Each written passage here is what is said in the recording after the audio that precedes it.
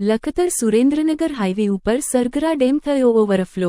સુરેન્દ્રનગર જિલ્લા અને તાલુકાના ગ્રામ્ય વિસ્તારોની અંદર મેઘરાજાએ કહેર મચાવ્યો છે, જેના પગલે જિલ્લા અને તાલુકામાંથી પસાર થતી નદીઓ બે કાંઠે વહેતી થઈ છે, તો ધોધમાર વરસાદને કારણે અનેક ડેમ ઓવરફ્લો થયા છે।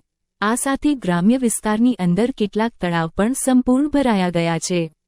મળતી વિગત મુજબ લખતર સુરેન્દ્રનગર હાઈવે ઉપર લખતરથી 2 કિમી દૂર આવેલ સરગરા ડેમ ઉપરવાસમાંથી સારા એવા વરસાદી પાણીની ડેમની અંદર આવક થતાં 8 વર્ષ બાદ સરગરા ડેમ ઓવરફ્લો થયો છે, જે લખતર શહેર નજીક આવેલ સરગરા ડેમ છલકાતા પાણી ધોધભેર વહેતા શહેરવાસીઓ જોવા ઉમટી પડ્યા હતા।